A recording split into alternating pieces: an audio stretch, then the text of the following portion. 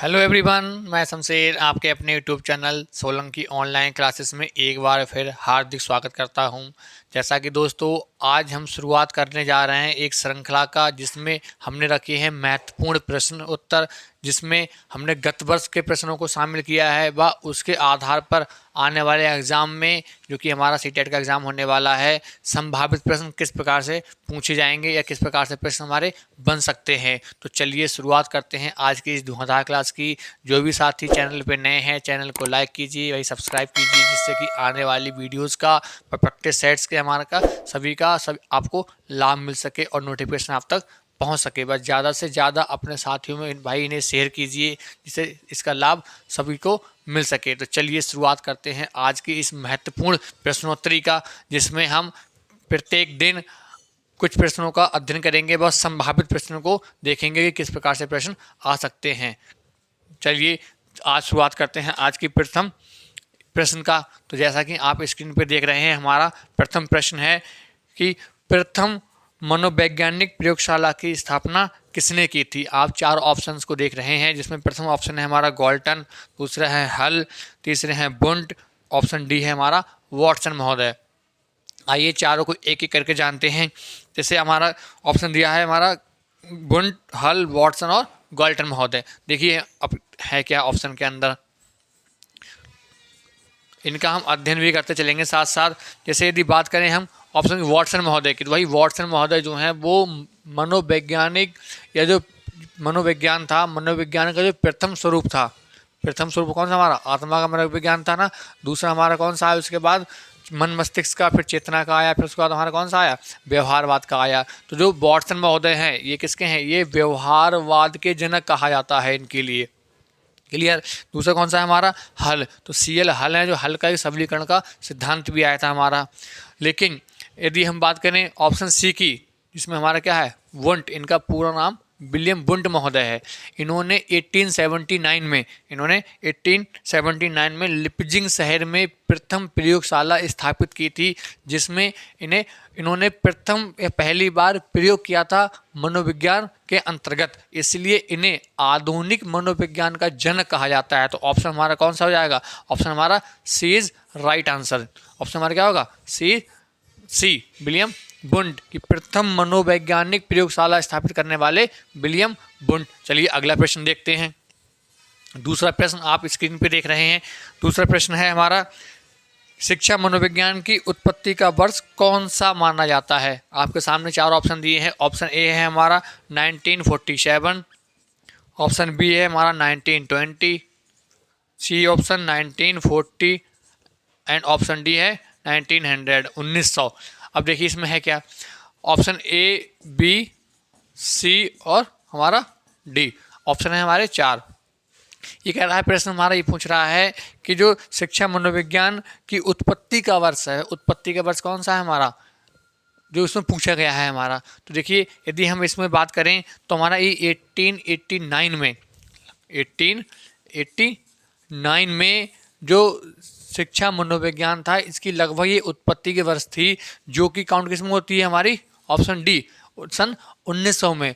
और जो प्रथम शैक्षिक मनोवैज्ञानिक थे, जो प्रथम या जिनको शैक्षिक मनोवैज्ञानिक कहा जाता है, वो हमारे कौन से पहले थे, हमारे थॉर्नडाइक महोदय। तो थॉर्नडाइक महोदय को शैक्षिक मनोविज्ञान का जनक व इसकी उत्पत्ति कौन सी हमारे सन 1900 मानी जाती है। तो ऑप्शन हमारा कौन सा, D is a right answer. चलिए अगला प्रश्न देखते हैं। अगला प्रश्न जैसा कि आप स्क्रीन पर देख रहे हैं, प्रश्न संख्या 3। तीसरा प्रश्न है हमारा कि शिक्षा मनोविज्ञान का संबंध किससे नहीं है। अब देखिए बहुत बारी प्रश्न ऐसा होता है कि वहाँ पे नहीं करके पूछे जाते हैं हमारे प्रश्न। कैसे हमारे भाई नहीं करके पूछे जाते हैं कि कौन सा उत्तर इसमें नहीं है। अब इस कंडीशन में जो उत्तर होगा वह यहाँ नहीं लगेगा, अर्थात जो राइट होगा वो क्या होगा हमारा रॉन्ग होगा। हमें कौन सा पूछना है, जो इसमें गलत है, गलत वाला ही हमारा सही होगा। तो प्रश्न है हमारा कि शिक्षा मनोविज्ञान का संबंध किससे नहीं है। ऑप्शन ए ऑप्शन क्या है हमारा, ए है हमारा कि मानव व्यवहार का अध्ययन। प्रश्न को समझिए, शिक्षा मनोविज्ञान का संबंध किससे नहीं है। तो पहले हम वह विकल्प देखेंगे इसमें कि किस किस से है, जिससे होगा उसको हम एक तरफ कर देंगे, जो बचेगा हमारा वही हमारा क्या होगा, राइट आंसर होगा। तो पहला कह रहा है मानव व्यवहार का अध्ययन है क्या, भाई बिल्कुल है। शिक्षा मनोविज्ञान के अंतर्गत हम एक मानव के व्यवहारों का ही अध्ययन करते हैं। ये इसका स्वरूप ही कौन सा है, हमारा व्यवहार का अध्ययन इसको कहा गया है, जो कि कौन सा चौथा हमारा रूप था, जिसके जनक कौन थे, वॉटसन महोदय थे। जिसके जनक कौन थे, हमारे वॉटसन महोदय थे। तो ये चौथा स्वरूप ही मानव के व्यवहार का अध्ययन था हमारा। ऑप्शन बी कौन सा है हमारा, कि मानसिक प्रक्रियाओं का अध्ययन। ऑप्शन बी कौन सा है हमारा, मानसिक प्रक्रियाओं का अध्ययन। भाई मानसिक प्रक्रियाओं या मानसिक गतिविधियों का अध्ययन भी इसमें किया जाता है। तो ये तो दो आंसर होंगे नहीं, क्योंकि इनसे क्या हमारा संबंध है। ऑप्शन सी है सीखने के तरीकों का अध्ययन। भाई बिल्कुल। तीसरा क्या है, सीखने के तरीकों, कि बच्चा किस प्रकार से या मानव किस प्रकार से सीखता है, इसका अध्ययन भी किसमें करते हैं हम, शिक्षा मनोविज्ञान में करते हैं। अगला कौन सा है, संचार माध्यमों का अध्ययन। भाई संचार माध्यमों का अध्ययन नहीं किया जाता, इसमें किया जाता है मानव के व्यवहार का अध्ययन, और किया जाता है किसमें, मानसिक प्रक्रियाओं का अध्ययन, और किसमें किया जाता है, सीखने की जो गतिविधियां हैं उनका अध्ययन। इसमें नहीं करते तो किसका, मानव के जो इसमें नहीं करते किसका, जो माध्यम है, ये संचार माध्यम है उसका। तो संबंध किससे नहीं होगा, संचार माध्यम से। ऑप्शन हमारा डी इज राइट आंसर। चलिए अगला प्रश्न देखते हैं। अगला है पांचवा, अगला कौन सा होगा हमारा, चौथा प्रश्न होगा कि निम्नलिखित में से कौन शिक्षा मनोविज्ञान की प्रकृति है। निम्न में से कौन शिक्षा मनोविज्ञान की प्रकृति है। अब शिक्षा मनोविज्ञान की प्रकृति में देखिए, ऑप्शन ए हमारा क्या है, कला। ऑप्शन ए क्या है हमारा, कला। ऑप्शन बी हमारा है विज्ञान, और ऑप्शन सी कौन सा है, विद्यात्मक विज्ञान। और ऑप्शन डी उपरोक्त में से कोई नहीं।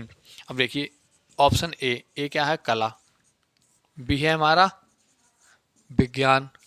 अब आपको डाउट लग रहा होगा कि इसमें कौन सा, ऑप्शन सी क्या है, इन दोनों का मर्ज है कि कला प्लस विज्ञान, कला प्लस विज्ञान। और ऑप्शन डी है कि कोई नहीं, जो कोई नहीं ऐसा तो होगा ही नहीं, ऑप्शन डी कट।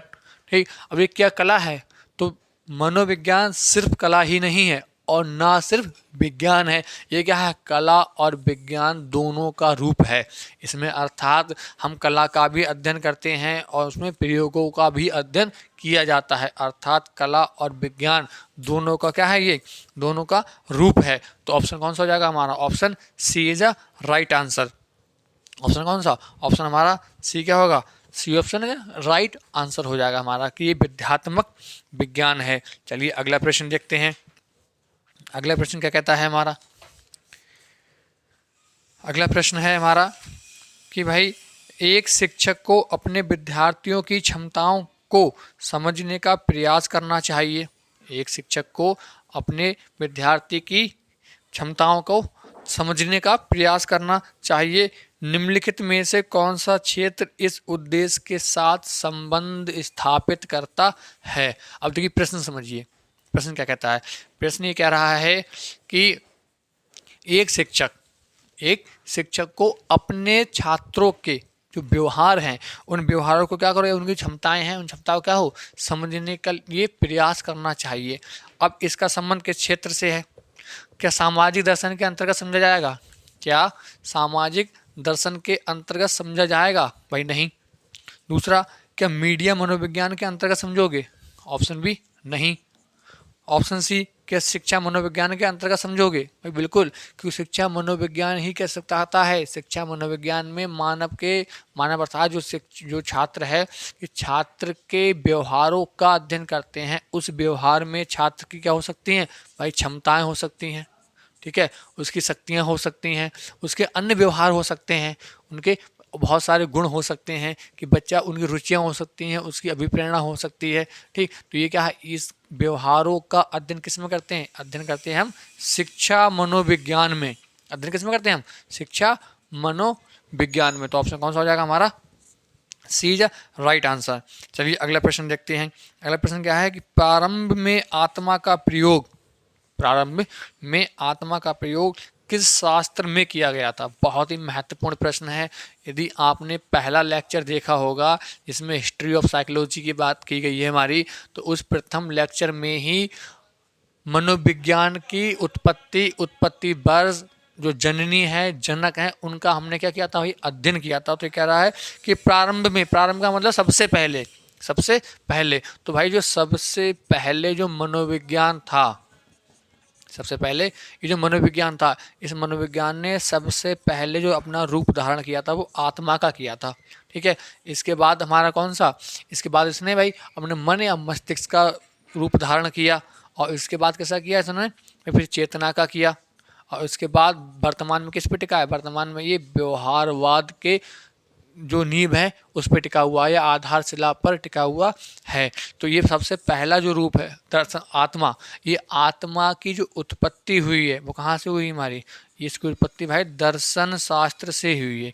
इसकी उत्पत्ति किससे, हमारी दर्शन शास्त्र से। और निकालने वाले कौन, तो निकालने वाले अरस्तु महोदय, निकालने वाले कौन थे हमारे, अरस्तु। इसलिए दर्शन शास्त्र को इसकी जननी व अरस्तु को क्या कहते हैं, इसका जनक कहा जाता है। तो ऑप्शन हमारा कौन सा हो जाएगा, ऑप्शन हमारा, ऑप्शन देखिए भाई, ऑप्शन कौन सा हो जाएगा हमारा, ऑप्शन हमारा बी सही है। बी में क्या दिया है, दर्शन शास्त्र। तो ऑप्शन हमारा बी इज राइट आंसर। चलिए अगला प्रश्न देखते हैं। अगला प्रश्न क्या है, अगला प्रश्न यह है कि शिक्षा मनोविज्ञान का अध्ययन अध्यापक को इसलिए करना चाहिए क्योंकि, अब देखो कह रहा है एक शिक्षक के लिए जो शिक्षा मनोविज्ञान है उस शिक्षा मनोविज्ञान का अध्ययन करना चाहिए क्योंकि, ऑप्शन ए, इससे शिक्षक को आत्मसंतुष्टि मिलती है। भाई कोई शिक्षक आत्मसंतुष्टि के लिए क्या अध्ययन करेगा, नहीं करेगा ना। ऑप्शन बी, इससे वह दूसरों को प्रभावित कर सके। दूसरा क्या कर रहा है कि दूसरों को प्रभावित कर सके, नहीं, हम दूसरे को प्रभावित करने के लिए अध्ययन नहीं करते हैं। ऑप्शन सी क्या कह रहा है, इससे वह अपनी परीक्षाओं में प्रथम आ सके। भाई प्रथम शिक्षक नहीं आता, प्रथम कौन आता है, छात्र आता है, और छात्र की बात नहीं, यहाँ शिक्षक की बात करी गई है। तो ऑप्शन हमारा सी भी रॉन्ग। ऑप्शन डी क्या कह रहा है, इसकी सहायता से अपने शिक्षण को अधिक प्रभावशाली बना सके या बना सकते हैं। बिल्कुल सही बात है भाई। एक शिक्षक जो है वो शिक्षक शिक्षा मनोविज्ञान का अध्ययन ही इसलिए करता है कि ताकि मुझे पढ़ाने का तरीका, अपना शिक्षण देने का जो माध्यम है या जो तौर तरीके हैं, उस तौर तरीकों को नियमों में क्या कर सकें, हम सुधार कर सकें। अर्थात यदि कहीं पे कमियां कर रहे हैं तो उन कमियों को क्या कर सकें, हम सुधार कर सकें। अर्थात अपना शिक्षण को क्या कर पाएँ, उत्तम बना पाएँ। उत्तम बनाने के लिए ही शिक्षा मनोविज्ञान का किया जाता है भाई, अध्ययन करना आवश्यक होता है या जरूरी होता है। तो ऑप्शन कौन सा हमारा, डी इज राइट आंसर। चलिए अगला प्रश्न देखते हैं। अगला प्रश्न क्या कहता है, अगला प्रश्न है कि इस मनोविज्ञान का शिक्षा के क्षेत्र में बड़ा योगदान है। मनोविज्ञान का शिक्षा के क्षेत्र में बड़ा योगदान है। अब किसी से संबंध है, तो ऑप्शन ये है कि विषय केंद्रित शिक्षा। क्या मनोविज्ञान में जो शिक्षा है वो विषय केंद्रित है, नहीं भाई, वो विषय केंद्रित नहीं है। ऑप्शन ए हमारा क्या हो जाएगा, रॉन्ग। Option A wrong. दूसरा समझिए, क्या शिक्षक केंद्रित, भाई बिल्कुल नहीं। एक कक्षा में शिक्षक अपने अनुसार नहीं पढ़ा सकता, विषय वस्तु को केंद्र में रखकर नहीं पढ़ा सकता। तो ऑप्शन हमारा बी भी गलत हो गया। ऑप्शन सी क्या कह रहा है हमारा, कि क्रिया केंद्रित है। भाई क्रिया केंद्रित कुछ हद तक है, कुछ हद तक क्रिया केंद्रित है, लेकिन सी हम पेंडिंग रखना है। डी देखते हैं पहले, डी क्या है, बाल केंद्रित है। बिल्कुल है, बिल्कुल क्या है सब। अब इन दोनों में मोस्टली होगा क्या, आप 50-50 में रहोगे कि सी लगाएं या डी। क्रिया केंद्रित होता है, देखिए क्रिया केंद्रित भी आ जाता है किसमें, हमारा बाल केंद्रित में भाई, कि बालक को केंद्र में रखकर या बालक को सर्वोपरि मानकर क्या दी जाए, शिक्षा दी जाना क्या कहलाता है, बाल केंद्रित। तो जो मनोविज्ञान का शिक्षा के क्षेत्र में सबसे बड़ा योगदान है, वो योगदान क्या है कि उसने जो शिक्षा प्रणाली लागू की या जो शिक्षा का माध्यम बताया, उसमें सर्वोपरि माना है किसके लिए भाई, बालक के लिए, कि बालक को केंद्र में रखकर ही शिक्षा दी जाए। ऐसी शिक्षा क्या होगी, एक उत्तम शिक्षा होगी, उत्तम शिक्षण होगा। चलिए भाई अगला प्रश्न देखते हैं। अगला प्रश्न क्या कहता है हमारा, अगला प्रश्न है कि मानव विकास को क्षेत्रों में विभाजित किया जा सकता है या किया जाता है, जो है। अब सुनिए ध्यान से, सुनिए प्रश्न के लिए। ये कह रहा मानव का जो विकास है उसको किन किन क्षेत्रों में विभाजित किया जा सकता है और उनका एक क्रम क्या है, उनका एक क्रम क्या है। अर्थात ये कि जो विकास होता है भाई मनुष्य का, उस विकास का एक सही क्रम कौन सा होता है और किन किन भागों में या किन किन क्षेत्रों में उसके लिए हम विभाजित कर सकते हैं। जैसे ऑप्शन ए, तो ऑप्शन के ए क्या कर रहा है हमारा कि भाई शारीरिक, संज्ञानात्मक, संवेगात्मक और सामाजिक। ऑप्शन बी कहता है कि पहले संवेगात्मक विकास होगा, फिर कौन सा संज्ञानात्मक होगा, आध्यात्मिक होगा और सामाजिक मनोवैज्ञानिक होगा। ऑप्शन सी है मनोवैज्ञानिक होगा, संज्ञानात्मक होगा, संवेगात्मक होगा और सामाजिक होगा। ऑप्शन डी क्या कह रहा है हमारा पहले शारीरिक विकास होगा, फिर आध्यात्मिक हो जाएगा, फिर कौन सा संज्ञानात्मक होगा और फिर सामाजिक होगा। जी नहीं भाई, जरूरी क्या है, देखो सबसे पहले तो होता है शारीरिक विकास। अब देखिए शारीरिक किस किस में दिया है सबसे पहले, तो ऑप्शन ए में और डी में दिया है, तो ऑप्शन सी और बी तो होंगे नहीं, कट करो। अब ए और डी देखते हैं हम, तो कह रहा है पहले क्या होगा शारीरिक, फिर कौन सा हो गया संज्ञानात्मक। बिल्कुल भाई, जब शारीरिक विकास हो जाएगा उसके बाद बच्चा संज्ञान में लाना सीखेगा। जो उसने ज्ञान ग्रहण किया है, जो उसका अधिगम हुआ है, उसे किस में लाएगा, अपने संज्ञान में लाएगा। और संज्ञान में लाने के बाद अपने संवेगों का क्या कर पाएगा भाई नियंत्रण कर पाएगा। और उसके बाद एक समाज में अपने को क्या कर पाएगा, ढाल पाएगा या अपना समायोजन कर पाएगा। तो ऑप्शन हमारा कौन सा हो जाएगा भाई, ए इज राइट आंसर। फिर सुन लीजिए कि सबसे पहले कौन सा होता है भाई, शारीरिक विकास होता है, ठीक है। इसके बाद कौन सा होता है, संज्ञानात्मक विकास होता है। इसके बाद कौन सा, संवेगात्मक विकास होता है। और इसके बाद बच्चा बन जाता है सामाजिक।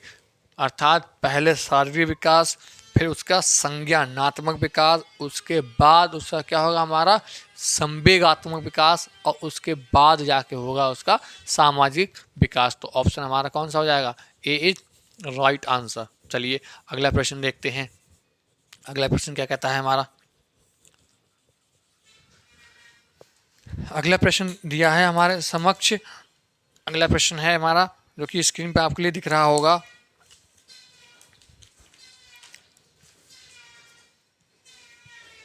चलिए अगला क्या है, अगला प्रश्न दिया है कि मानव विकास है, मानव विकास है। ऑप्शन ए मात्रात्मक है क्या, ऑप्शन ए क्या कह रहा है कि मात्रात्मक है, सिर्फ मात्रात्मक नहीं है, ऑप्शन ए गलत।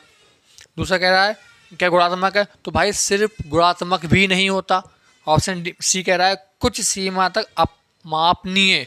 तो अमापनीय का मतलब होता है जिसको मापन ना कर सके, लेकिन विकास से हो सकता है भाई मापन हो सकता है, क्योंकि वह मात्रात्मक भी होता है और क्या होता है हमारा गुणात्मक भी होता है। तो ऑप्शन सी भी गलत हो जाएगा हमारा। ऑप्शन डी क्या कहता है, ए और बी। ए और बी का अर्थ ये कि भाई मात्रात्मक भी है और क्या है गुणात्मक भी है। भाई बिल्कुल, विकास के कुछ पहलू ऐसे होते हैं जिसका हम मापन कर सकते हैं, मतलब उसके एक अंकों के आधार पर। कुछ ऐसे होते हैं गुणधर्म होते हैं जिन मतलब कुछ मूर्त होता है, कुछ कैसा होता है हमारा अमूर्त, जिसमें मूर्त पक्ष रखा जाता है वह मात्रात्मक के अंतर्गत आता है, जिसमें अमूर्त पक्ष रखा जाता है वहाँ किसमें आता है गुणात्मक के अंतर्गत आता है। बहुत ही महत्वपूर्ण प्रश्न है हमारा ये वाला भाई, ये बहुत बार ही पूछा गया है।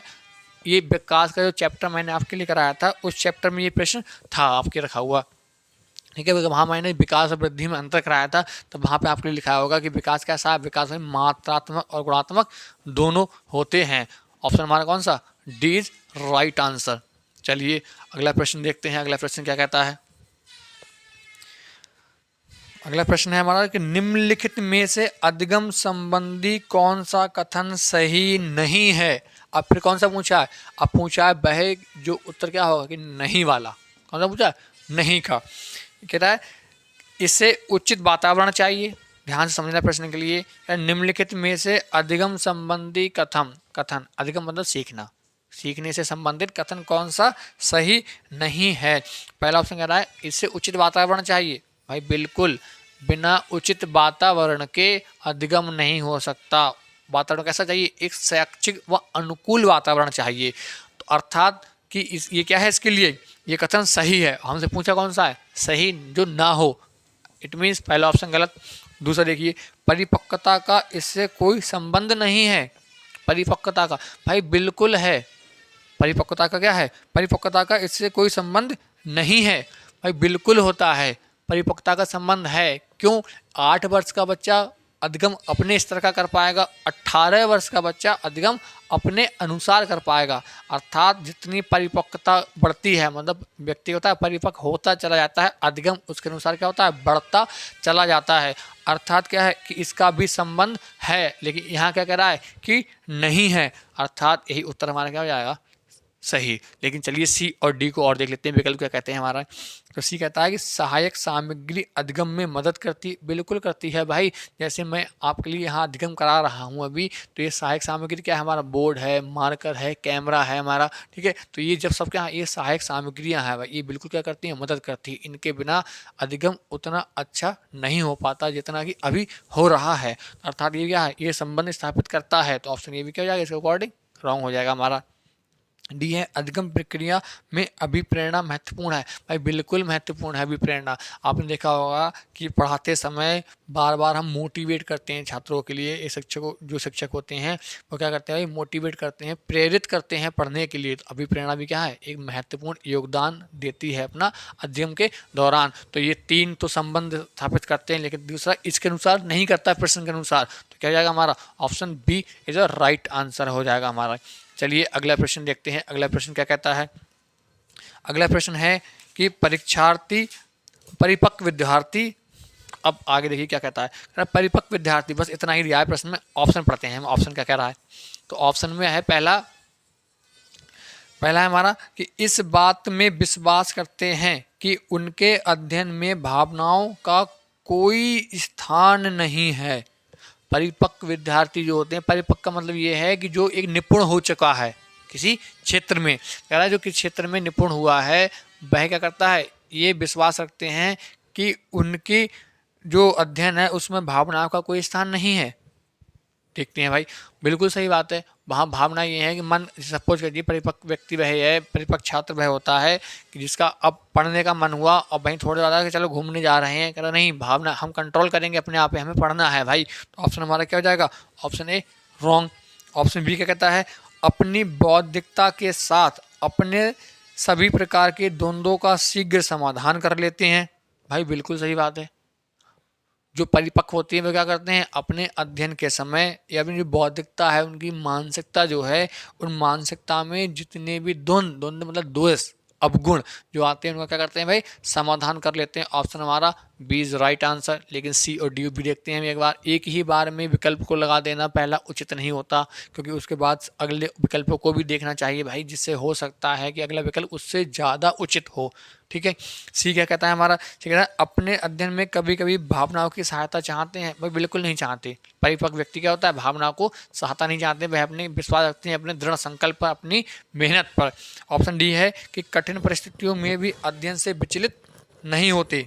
भाई ये भी काफ़ी हद तक सही है, लेकिन सबसे ज़्यादा कारगर कौन सा है हमारा, बी, कि शीघ्र समाधान कर लेना ही क्या है हमारा, एक परिपक्व विद्यार्थी की या छात्र क्या है, एक पहचान होती है। ऑप्शन हमारा कौन सा, ऑप्शन हो जाएगा हमारा बी इज राइट आंसर। चलिए अगला देखते हैं, अगला प्रश्न क्या कहता है। अगला प्रश्न दिया है आपके समक्ष कि विकास के लिए निम्नलिखित में से कौन सा एक उचित कथन है, यह कौन एक उचित है।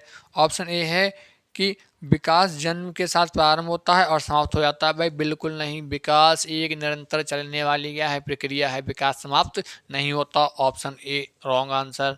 ऑप्शन बी क्या कहता है भाई, सामाजिक सांस्कृतिक संदर्भ विकास में एक महत्वपूर्ण भूमिका का निर्वाह करते हैं। बिल्कुल सही बात। बच्चा जैसे समाज में रहेगा, जैसी संस्कृति में रहेगा, उसके अनुसार ही क्या कर पाएगा, अपना विकास कर पाएगा। उसी क्षेत्र में उतना ही विकास करेगा जैसे क्षेत्र का होगा वातावरण। तो ऑप्शन क्या हो जाएगा हमारा, B is right answer. Option C और डी देखते हैं क्या कहता है।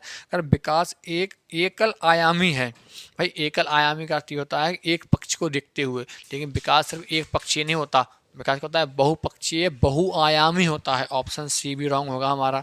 ऑप्शन डी क्या कहता है, विकास पृथक होता है।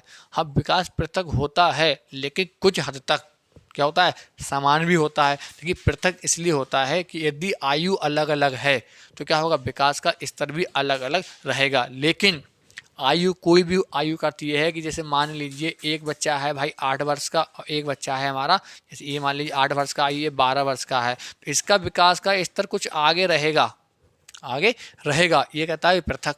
लेकिन समान कैसे है? तो समान भाई इस प्रकार है कि देखो ये बच्चा भी पहले शैशवावस्था से गुजरा है और ये भी किससे गुजरा है? पहले शैशवा से। इसके बाद इसकी भी पहले बाल्य आई थी, इसकी भी क्या आई भाई? पहले बाल्य आई थी दूसरे नंबर पर। फिर इसकी क्या आई? किशोरावस्था। इसकी किशोरावस्था आई। तो क्या है कि स्तर अलग अलग हो सकते हैं लेकिन जो उसके चरण है वो क्या है? हमारे एक समान ही रहते हैं कि एक ही चरणों से होकर गुजरता है। अर्थात क्या है? ऑप्शन डी भी हमारा कैसे हो जाएगा भाई? रॉन्ग हो जाएगा हमारा। चलिए अगला प्रश्न देखते हैं। भाई बने रहिए हमारे साथ, अधिक से अधिक प्रश्नों को आपको यहाँ कराया जाएगा पूरी व्याख्या के साथ, और इन प्रश्नों को ध्यान से भाई समझते रहें। कुछ कीवर्ड भी आपके लिए कराए जाएंगे इसके बाद, जिन कीवर्डों में आपके लिए प्रश्न पहचानने की क्या होगी? आसानी मिलेगी या बहुत आपको हेल्प मिल सकती है। चलिए अगला प्रश्न देखते हैं। अगला प्रश्न क्या कहता है? के अलावा, मतलब ये जो विकल्प है उसको रखना है यहाँ पे। के अलावा निम्नलिखित कारकों में कारणों से खेल युवा बच्चों के विकास में एक महत्वपूर्ण भूमिका निभाता है। के अलावा का मतलब ये है कि हमको उस विकल्प का चयन करना है जो विकल्प इसमें हेल्प ना करता हो। जैसे ये कह रहा है कि के अलावा के निम्न में से कौन सा विकल्प है, उसके अलावा बाकी सब क्या करते हैं? बाकी सब अपनी महत्वपूर्ण भूमिका निभाते हैं लेकिन वह नहीं निभाता। एक जो नहीं निभाता है हमें क्या करना है? उसका चयन करना है। जैसे ऑप्शन ए कि बेस अपने शरीर पर निपुणता प्राप्त कर लेते हैं। बिल्कुल भाई, क्या दिया है? खेल दिया है ना हमारा, कि खेल में वही सक्सेस होता है, सफल होता है जो क्या करता है? अपने शरीर पे कंट्रोल, बॉडी पे कंट्रोल करना जान लेता है, नियंत्रण करना सीख लेता है। तो अर्थात नियंत्रण करना भी अपना महत्वपूर्ण योगदान निभाता है। ऑप्शन ए नहीं होगा इसके अनुसार। ऑप्शन बी कह रहा है यह अपनी उनकी इंद्रियों को उत्तेजित करता है। भाई बिल्कुल करता है, इंद्रियां उत्तेजित होती हैं तभी तो हम एक्शन ले पाते हैं। तो ऑप्शन बी भी हमारा नहीं होगा इसके अनुसार। ऑप्शन सी क्या कहता है कि यह समय बिताने का एक सुखद तरीका है। भाई कोई भी खेलने के लिए या खेलते समय भाई समय नहीं बिताता, ठीक है भाई, कहता है कुछ सीख रहा होता है, कुछ सिखा रहा होता है। इट मीन इसके अनुसार जो उन्होंने पूछा नहीं के अकॉर्डिंग क्या होगा? आंसर हमारा सी हो जाएगा। चौथा विकल्प देते हैं, वे नए कौशल हासिल करते हैं और सीखते हैं कि उन्हें कब उपयोग किया जाए। बिल्कुल सही बात है, हम प्रथम प्रयास में उतना नहीं सीख पाते जितना कि हम द्वितीय में सीखते हैं, द्वितीय में उतना नहीं सीख पाते हैं जितना हम तृतीय में सीखते हैं। अर्थात क्या, बार बार प्रयास करते हैं तो नए नए कौशलों क्या करते हैं? हम अर्जित करते हैं। अर्थात ए भी मदद करता है, बी वाला भी मदद करता है, सी वाला भी मदद करता है, लेकिन कौन सा नहीं होता हमारा?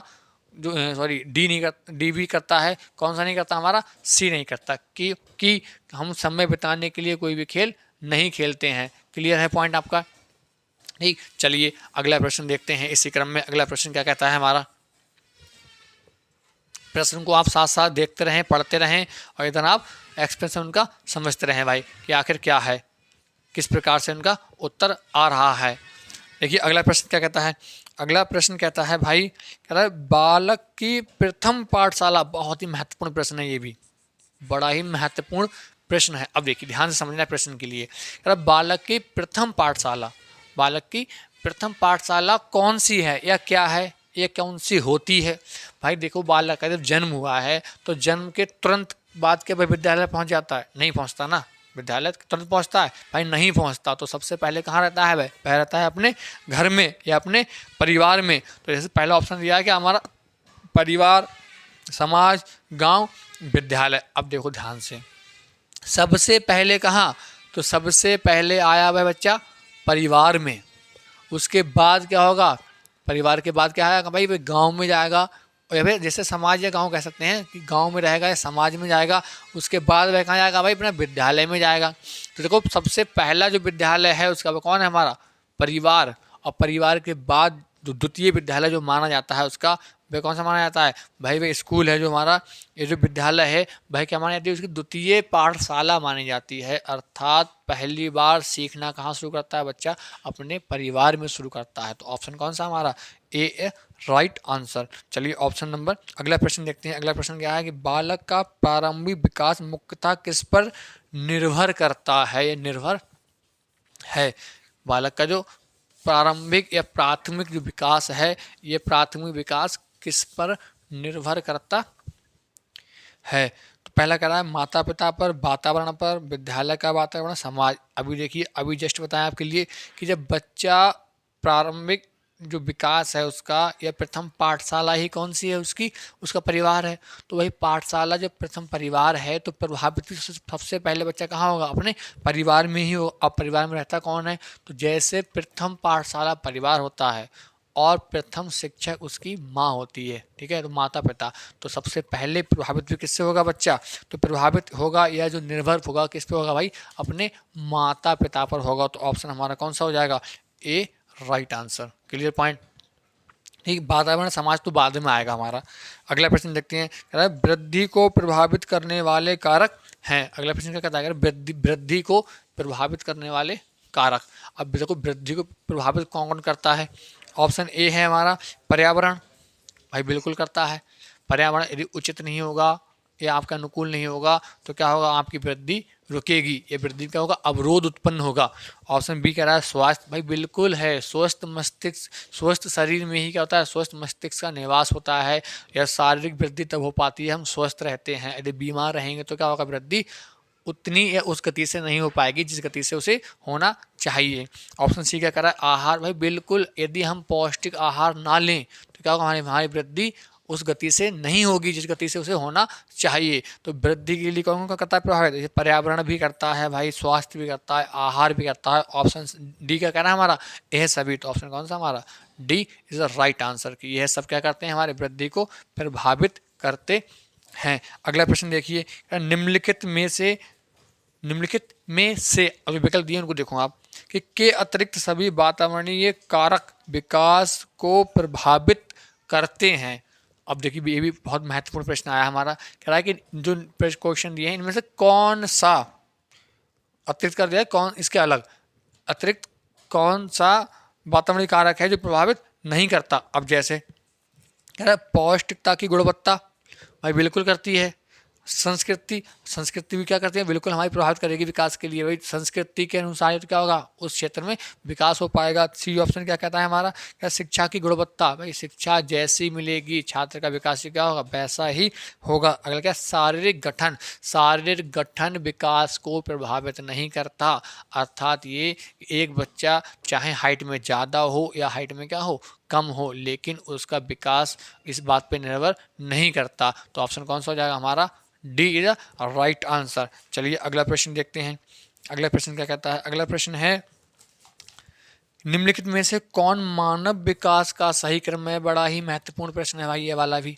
निम्न में से कौन सा क्या है, मानव विकास का सही क्रम। अब देखिए सही क्रम में क्या है, यहाँ अवस्थाएं दी हुई हैं तो ये जी आप सब बता देंगे आसानी से। ये सबसे पहली अवस्था कौन सी आती है भाई हमारी, सबसे आती है हमारी शैशवावस्था, उसके बाद बाल्यावस्था, उसके बाद हमारी किशोरावस्था, और उसके बाद कौन सी आती है हमारी वृद्धावस्था। अब देखिए ऑप्शन कौन सा इसमें सही है, ऑप्शन ए।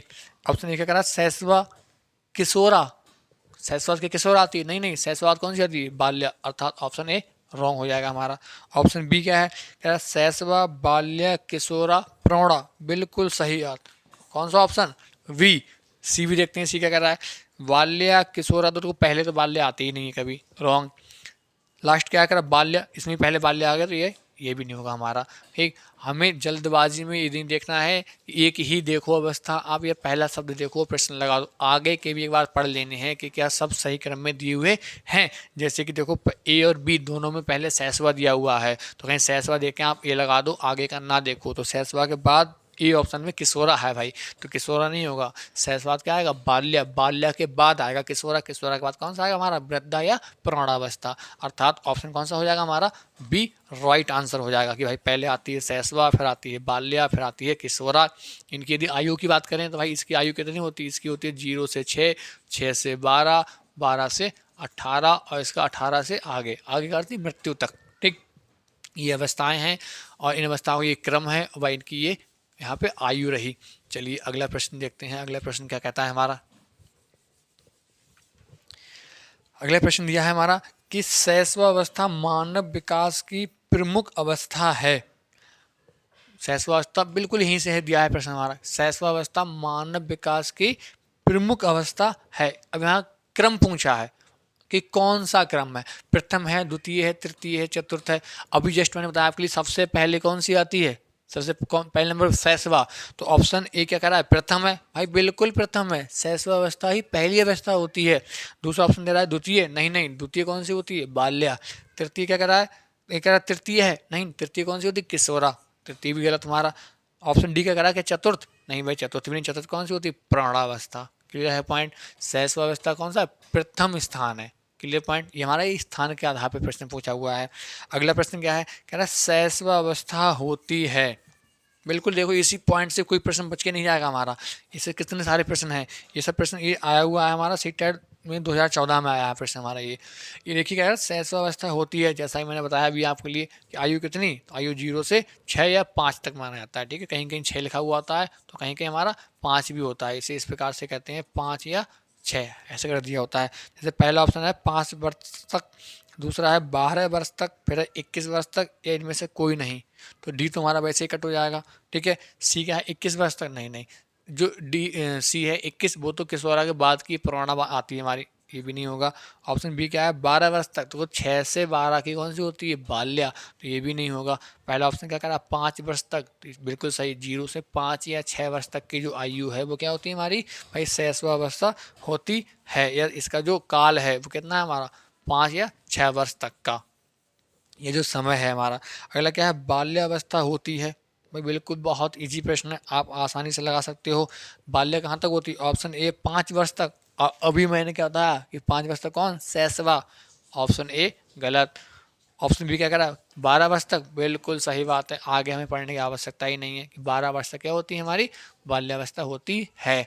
अब यहाँ कन्फ्यूजन मत रहना, ये 0 से 12 नहीं कह रहा है, ये 12 तक कह रहा है, अर्थात 6 से 12 की बात यहाँ पे कही गई है। 6 लिखा नहीं है लेकिन ये उसका अर्थ यही है। ठीक है, तो ऑप्शन कौन सा हो जाएगा हमारा, ऑप्शन बी। चलिए अगला प्रश्न देखते हैं, शैशव काल, और ये बड़ा महत्वपूर्ण है।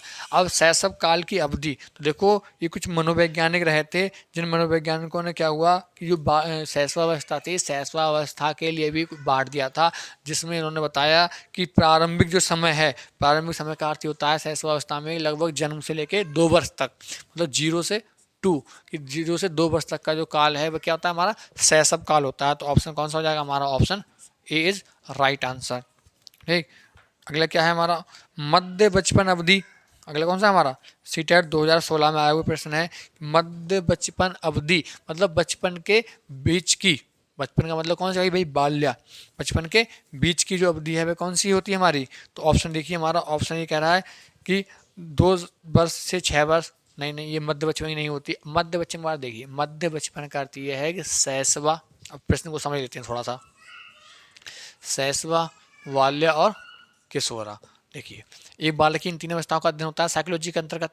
ठीक, अब देखो इनमें आती कौन सी है बीच में, ये कौन सी आती है, ये आती है हमारी बाल्या। तो ऑप्शन बी क्या कर रहा है 6 से 11, लगभग किसमें, लगभग बाल्या में ही है। तो ऑप्शन हमारा कौन सा, बी हो जाएगा कि 6 से जो 11 वर्ष है, ये 11 वर्ष क्या होती है, मध्य बचपन की अवधि होती है। ऑप्शन सी क्या है 10 वर्ष के बाद, 10 वर्ष के बाद बाल्यावस्था लगभग गुजर चुकी होती है, या उसकी उत्तर बाल्यावस्था आ जाती है हमारी, जो कि किशोरावस्था की तरफ बढ़ने लगती है। तो ऑप्शन सी भी हमारा नहीं होगा। ऑप्शन डी क्या कह रहा है कि जन्म, ऑप्शन डी कह रहा है जन्म से 2 वर्ष, नहीं, जन्म से 2 वर्ष तो शैशव काल होता है हमारा। आप इस प्रकार से निकालो, देखो पहले शैशवा, फिर बाल्या, फिर किशोरा, तो जो बीच वाली अवधि कौन सी हमारी, बाल्या है। बाल्या की अवधि होती क्या है, 6 से 12 या 11 वर्ष। ठीक है, ये हमारी क्या होती है, उसकी अवधि होती है। चलिए अगला प्रश्न देखते हैं, अगला प्रश्न क्या कह रहा है भाई। अगला प्रश्न दिया है आपके समक्ष कि विकास शुरू होता है, बड़ा ही महत्वपूर्ण प्रश्न है। अब आप ज़्यादातर लोग क्या करते हैं, इसको लगाने की कोशिश करते हैं शैशवा से, लेकिन भाई यहाँ कई सारे प्रकार के शब्द दिए होते हैं, जिन शब्दों से क्या बनता है, प्रश्न बन सकता है। जैसे आज देख ही लेते हैं इसके लिए कि विकास शुरू होता है। ऑप्शन हमारा ए क्या कह रहा है, ऑप्शन ए कह रहा है पूर्व प्रसव अवस्था, मतलब जन्म होने से पहले का समय। बी शैशवावस्था, जन्म होने के 6 वर्ष तक का समय। ऑप्शन सी पूर्व बाल्यावस्था, मतलब बाल्यावस्था से पहले का समय, या उत्तर बाल्यावस्था, बाल्यावस्था का अंतिम पड़ाव। ठीक, कह रहा है विकास कहाँ से शुरू होता है। अब देखिए आप ध्यान से समझना इसके लिए, 0 से 6, 6 से 12, 12 से 18, ठीक, कह रहा है कि इसमें कहाँ से शुरू होता है, तो देखो जीरो का अर्थ ये दिया है यहाँ पे जन्म। ठीक, लेकिन विकास इससे पहले भी शुरू हो जाता है, जो कि कहाँ होता है, गर्भावस्था। तो यहाँ शब्द गर्भावस्था ना दिया है, क्या दिया है, पूर्व प्रसव अवस्था। तो ऑप्शन हमारा कौन सा हो जाएगा, ऑप्शन हमारा ए इज राइट आंसर। कि भाई जो पूर्व प्रसव का अर्थ ये है कि यहाँ पे हमारी क्या, गर्भावस्था। गर्भावस्था, जो गर्भावस्था है वह क्या है, हमारी बालक का विकास गर्भधारण से शुरू हो जाता है। क्लियर, तो ऑप्शन ए हमारा राइट आंसर। चलिए अगला प्रश्न देखते हैं। अगला क्या है, निम्नलिखित में से कौन सी मध्य बाल्यावस्था की विशेषता है। निम्न में से कौन सी मध्य बाल्यावस्था की विशेषता है। चलिए अगला देखते हैं। ये क्या कह रहा है, ऑप्शन ए, अमूर्त रूप से सोचने तथा वैज्ञानिक तर्क का प्रयोग करने की योग्यता विकसित होती है। ऑप्शन बी, बच्चे तार्किक एवं मूर्त रूप से सोचना प्रारंभ कर देते हैं। ऑप्शन सी, अधिगम मुख्य रूप से संवेदी एवं चालक गतिविधियों द्वारा घटित होता है। ऑप्शन डी, शारीरिक वृद्धि एवं विकास बहुत तेज गति से होते हैं। और देखिए ध्यान से समझना चारों प्रश्न। पहले हम उन विकल्पों को निकालेंगे जो विकल्प क्या है हमारे गलत हैं। ये कह रहा है कि मध्य बाल्यावस्था की विशेषता कौन सी है। तो देखो एक तरफ से लेते हैं, जैसे डी ऑप्शन दिया ना, शारीरिक वृद्धि एवं विकास बहुत तेज होते हैं। तो भाई तेजी नहीं होती इसमें, क्यों, इसमें विकास होता है धीमी गति से अन्य दोनों अवस्थाओं की तुलना में, मतलब शैशवा की और किशोरा की तुलना में क्या होता है, विकास धीमा होता है। ऑप्शन डी हमारा गलत हो जाएगा। ऑप्शन सी पे आते हैं, अधिगम मुख्य रूप से संवेदी एवं चालक गतिविधियों। भाई सिर्फ संवेदी नहीं होता हमारा, ठीक है, यहाँ पे क्या होता है, जो अधिगम है सिर्फ संवेदी पेशी नहीं होता हमारा, संवेदी अवस्थाओं पर आधारित नहीं होता। ऑप्शन सी भी हमारा गलत हो जाएगा। ऑप्शन ए देखिए, कह रहा अमूर्त रूप से चिंतन करने या सोचने, भाई चिंतन बातें की है, तो अमूर्त चिंतन नहीं कर पाता बच्चा, बच्चा कैसा करता है, मूर्त चिंतन, अर्थात ऑप्शन ए भी हमारा गलत हो जाएगा। ऑप्शन बी क्या कह रहा है हमारा, बच्चे तार्किक एवं मूर्त रूप से सोच, भाई बिल्कुल है। देखो मूर्त जो चिंतन है वो मूर्त चिंतन किस अवस्था में होता है, बाल्या में। जैसे मैंने बताया था आपके लिए, बाल्यावस्था जब पढ़ाई थी, बाल्यावस्था विशेषताएं पढ़ाई थी आपके लिए, तो मैंने बताया था कि बच्चा क्या होता है, मेले में लेके गए उसे, तो मेले में क्या होगा, लकड़ी वाले के सामने खड़ा हो जाएगा और ऐसे देखता रहेगा, वो क्या है, कुछ नहीं, तो क्यों खड़ा भागा यहाँ से। तो क्या है, बच्चा क्या होता है, जो वस्तु दिख गई उसी को देख के क्या होता है, उसके बारे में सोचने विचारने लगता है, अर्थात जो दिख रहा होता है उसी का चिंतन कर पाता है। तो ऑप्शन हमारा कौन सा, बी राइट आंसर। ठीक, अगला प्रश्न देखते हैं, बाल्यावस्था की अवधारणा से क्या अभिप्राय है। बाल्यावस्था की जो अवधारणा है, इस अवधारणा से आपका क्या अभिप्राय है। ऑप्शन ए, ये कह रहा है समकालीन सामाजिक संरचनावादी मनोवैज्ञानिकों के अनुसार यह एक सामाजिक संरचना है। ऑप्शन बी, यह है कि बच्चे दुष्ट रूप से पैदा होते हैं। बिल्कुल यही गलत कर दो इसे, तो बच्चा दुष्ट होता ही नहीं है भाई कभी। ऑप्शन सी, यह है कि बच्चे शून्य से शुरुआत करते हैं। बच्चा कोई भी शून्य से शुरुआत नहीं करता भाई, आप जो उसको सिखा रहे होते हैं उससे पहले भी कुछ वो सीख चुका होता है। ऑप्शन सी भी गलत हो जाएगा हमारा। ऑप्शन डी, यह विभिन्न सांस्कृतिक संदर्भों में सार्वभौम रूप से समान होते हैं। भाई नहीं होते, एक बच्चा जिस संस्कृति में रहता है वह उस संस्कृति को जानता है, उसके क्षेत्र का उसका विकास हो चुका होता है या हो रहा होता है, अन्य क्षेत्रों का उसका नहीं हो पाता। ऑप्शन डी भी हमारा क्या हो जाएगा, गलत।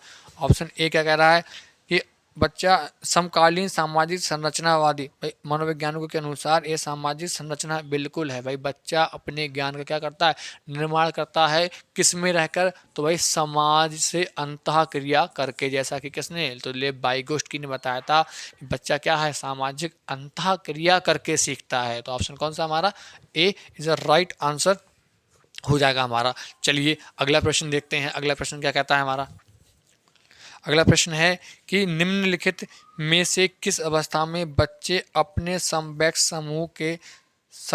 समूह के सक्रिय सदस्य हो जाते हैं। अब देखिए यहाँ समूह और समूह में खेलना कैसे पसंद है, कुछ याद आ रहा है आपके लिए, प्रीवियस लेक्चर मैंने बताया था, जितनी भी विशेषताएं मैंने बताई हैं उन्हीं के आधार पर प्रश्न दिए हुए हैं भाई। जिसने पुराने लेक्चर्स ना देखे उन लेक्चर्स को आप देख लीजिए, जिससे आपको बहुत मदद मिलेगी यहाँ के प्रश्नों को लगाने में। चलिए ऑप्शन देखते हैं क्या कहता है। पहले प्रश्न को समझ लीजिए, कह रहा है किस अवस्था का बच्चा अपने समवयस्क, मतलब अपनी उम्र के जो बच्चे हैं उनके समूह में क्या हो जाते हैं, सक्रिय हो जाते हैं, या उनके प्रति क्या हो जाते हैं, सक्रिय हो जाते हैं। ऑप्शन ए कह रहा है कि किशोरावस्था के, भाई बिल्कुल नहीं, किशोरावस्था का बच्चा समूह का मुखिया बनना चाहता है, अर्थात एक ग्रुप का लीडर बनना चाहता है। ऑप्शन ए गलत। ऑप्शन बी प्राणा, प्राणा का तो देखो यहाँ कोई खेल ही नहीं है भाई, आप इसका अध्ययन ही नहीं करते। अगला क्या है, पूर्व बाल्यावस्था। बाल्यावस्था तो कौन सी आती है, शैशवावस्था के बच्चे को आप 10 खिलौने दे दो, फिर पूरा समाज एक तरफ, पूरा गैंग ग्रुप एक तरफ, कुछ नहीं होता भाई, अकेला खेलना पसंद करता है। तो गैंग एज या जो समूह की एज है कौन सी हमारी, भाई बाल्या है। तो ऑप्शन सी भी गलत। ऑप्शन डी क्या कहता है कि बाल्यावस्था, बिल्कुल सही आंसर। बाल्यावस्था का बच्चा क्या होता है, उसे तुम 4 खिलौने दो, या आप उसे 2 बच्चों के साथ खेलने भेज दो, वो 2 बच्चों के साथ खेलने चला जाएगा, 4 बच्चों के साथ खेलना चला जाएगा, आपके खिलौनों को एक तरफ फेंक के चला जाएगा। अर्थात वह वरीयता देता है किसके लिए, अपने समूह के लिए। तो समूह के प्रति क्या होता है, वह सक्रिय हो जाता है। चलिए अगला प्रश्न देखते हैं। अगला प्रश्न है कि शर्म एवं गर्व जैसी भावना का विकास किस अवस्था में होता है। शर्म एवं गर्व जैसी भावना का विकास किस अवस्था में होता है, मतलब बच्चा किस अवस्था में शर्माना और किस अवस्था में अपने आप में क्या गर्व महसूस करना कर शुरू कर देता है। जैसे पहला ऑप्शन दिया है शैशवा में, भाई देखो शैशवावस्था का बच्चा अपने आप में ना गर्व महसूस कर पाता, ना ही शर्म महसूस कर पाता है। उसे जैसे बैठा बैठा है भाई, जैसे एग्जांपल ले लीजिए, शैशवावस्था का बच्चा है, यदि कपड़े पहनाओगे तो वैसे बैठेगा, कपड़े नहीं पहनाओगे तो बिना कपड़े बैठा रहेगा, उसे क्या कोई शर्म ही नहीं होती इस बात की। लेकिन शर्माना शुरू करता है कौन, उसके बाद वाली अवस्था का, अर्थात ऑप्शन ए हमारा क्या हो जाएगा, गलत हो जाएगा भाई। देखिए ऑप्शन बी क्या कह रहा है, बाल्य, बिल्कुल सही बात भाई, बाल्यावस्था के बच्चे को कपड़े नहीं पहनाओगे ऐसे नहीं घूमेगा वो। और आपने देखा है कि गर्व, तो गर्व ये, बच्चे किसी काम को कर रहा है, आपने कह दिया बेटा बहुत अच्छा राजा बाबू मेरा, तूने तो ये काम कर ही लिया, बच्चा क्या करता है, अपने आप गर्व महसूस करता है, वाह मैंने तो आज ये कर लिया, मैं ये भी कर सकता हूँ, मैं ये भी कर लूँगा। ये क्या अपने आप में गर्व महसूस करना। तो ऑप्शन हमारा कौन सा, B is right answer. Option C कह रहे किशोरावस्था वृद्धा, भाई देखो किशोरा भी नहीं होगा और कौन सा नहीं होगा हमारा, वृद्धा भी नहीं होगा। कह रहा है विकास किस में शुरू हो जाता है, तो देखो बाल्या में शुरू हो जाता है, होता किशोरा के अंदर भी है, किशोरावस्था के अंदर भी होता है, लेकिन शुरुआत कहाँ से होती है भाई, बाल्या से होती है हमारी। तो ऑप्शन हमारा कौन सा, बी इज राइट आंसर। चलिए अगला प्रश्न देखते हैं। अगला प्रश्न क्या कह रहा है कि बाल्यावस्था की प्रमुख मनोवैज्ञानिक विशेषता क्या है। बाल्यावस्था की प्रमुख मनोवैज्ञानिक विशेषता क्या है। ये कह रहा पहला पर निर्भरता, मतलब किसी और पर निर्भरता। तो देखो बाल्यावस्था का बच्चा पूर्णता निर्भर नहीं होता, निर्भर होता है लेकिन पूर्णता नहीं होता। जैसे कि शैशव वाले को यदि 1 गिलास पानी चाहिए तो बेचारा प्यासा लेटा रहेगा, क्या है दूसरे पर निर्भर होता है वह हमेशा, ठीक। लेकिन बाल्या का नहीं होता, वो उठ के जाएगा गिलास पानी ले आएगा। ऑप्शन ए गलत हो जाएगा। ऑप्शन देखिए सी कहता धार्मिकता, तो धार्मिकता क्या है, बच्चा नहीं जानता भाई, बच्चा मंदिर में भी चला जाएगा बाल्या का, मस्जिद में भी चला जाएगा, हमारे गुरुद्वारे में भी चला जाएगा, उसे नहीं मतलब होता कि मुझे किस में जाना चाहिए किस में नहीं जाना चाहिए, ये समाज क्या कहता है, उसे समाज की विडंबना से क्या रहता है भाई दूर रहता है। वह सभी को एक समान मानता है, उसके सामने चाहे किसी धर्म के धर्मगुरु आ जाए वो सभी को क्या होगा एक प्रकार ही कहता है कि भाई उन्हें सम्मान देगा, अर्थात धार्मिकता भी नहीं होगा हमारा यहाँ पे मुख्य विशेषता। ऑप्शन क्या है अनुकरणात्मक प्रवृत्ति का अभाव, अभाव का मतलब होता है कमी। तो देखो अनुकरण का मतलब होता है देखकर या सुनकर सीख जाना। तो बच्चे के सामने यदि आप किसी काम को करें, तो साइकिल चलाना आप देख चला रहे हैं, बच्चा आपको देखकर सीखता है, तो अनुकरण की कमी नहीं होती, अनुकरण भरपूर होता है। तो ऑप्शन हमारा क्या होगा, डी भी गलत हो जाएगा हमारा। ऑप्शन बी क्या बचता है भाई, सामूहिकता की भावना, मतलब समूह में रहना। जैसे मैंने बताया कि बाल्यावस्था की मुख्य विशेषता ही ये होती है कि खेल खेल में सीखना या खेल में ज़्यादा रुचि लेना। अब खेल किस में होगा, समूह में होगा ना, तो अर्थात जो समूह की भावना है वही क्या होती है हमारी मुख्य विशेषता होती है बाल्यावस्था की। तो ऑप्शन हमारा बी इज राइट आंसर हो जाएगा। ये चलिए एक प्रश्न और है हमारा, ये भी देख ही लेते हैं।